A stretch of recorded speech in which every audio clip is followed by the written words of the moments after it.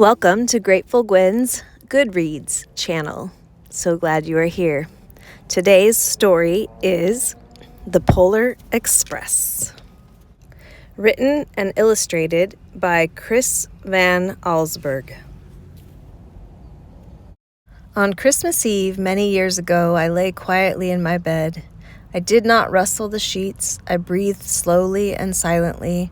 I was listening for a sound a friend had told me I'd never hear, the ringing bells of Santa's sleigh.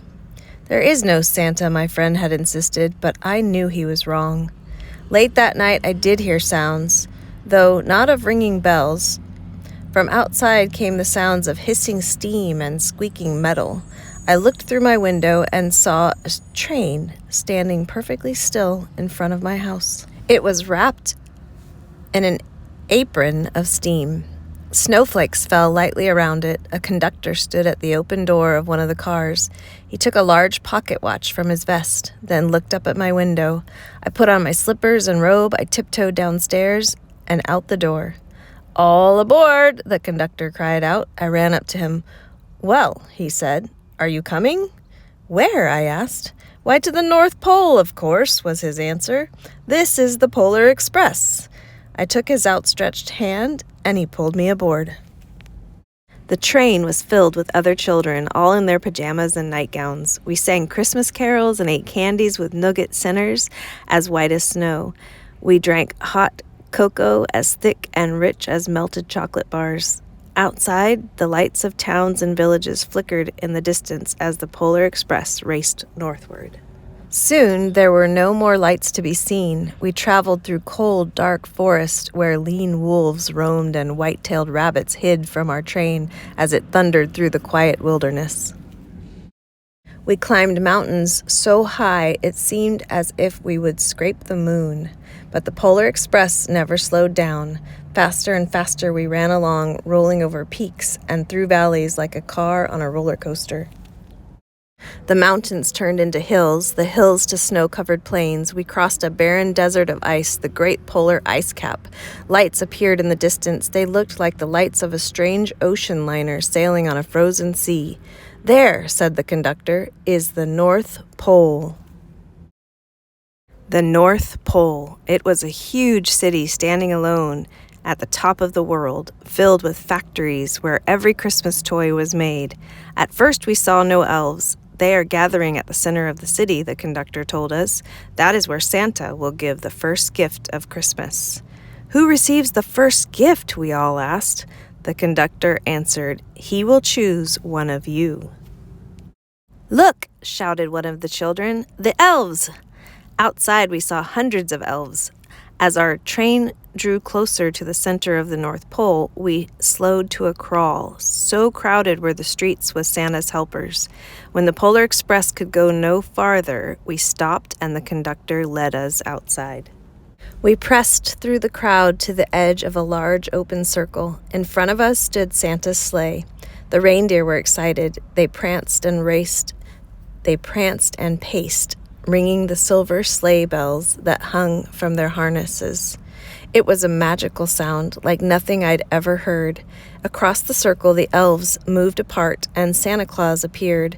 The elves cheered wildly. He marched over to us and, pointing to me, said, "Let's have this fellow here." He jumped into his sleigh. The conductor handed me up. I sat on Santa's knee, and he asked, "Now, what would you like for Christmas?" I knew that I could have any gift I could imagine, but the thing I wanted most for Christmas was not inside Santa's giant bag. What I wanted more than anything was one silver bell from Santa's sleigh.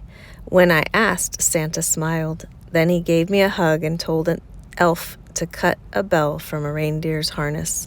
The elf tossed it up to Santa. He stood, holding the bell high above him, and called out, "The first gift of Christmas!" A clock struck midnight as the elves roared their approval. Santa handed the bell to me, and I put it in my bathrobe pocket. The conductor helped me down from the sleigh. Santa shouted out the reindeers' names and cracked his whip. His team charged forward and climbed into the air. Santa circled once above us, then disappeared in the cold, dark polar sky. As soon as we were back inside the Polar Express, the other children asked to see the bell. I reached into my pocket, but the only thing I felt was a hole. I had lost the silver bell from Santa Claus's sleigh. "Let's hurry outside and look for it," one of the children said, but the train gave a sudden lurch and started moving. We were on our way home. It broke my heart to lose the bell. When the train reached my house, I sadly left the other children. I stood at my doorway and waved goodbye. The conductor said something from the moving train, but I couldn't hear him. "What?" I yelled out. He cupped his hands around his mouth.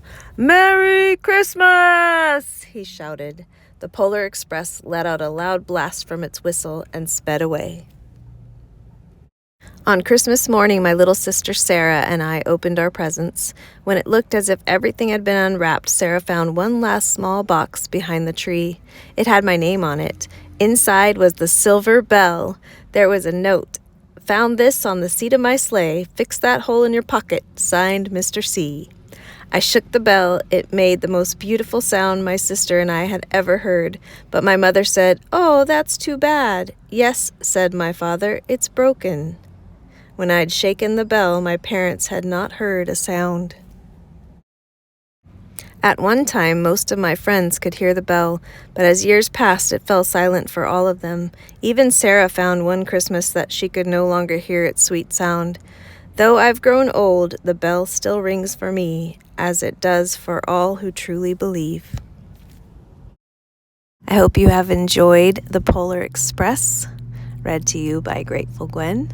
Until next time, take care, happy reading, and sweet dreams.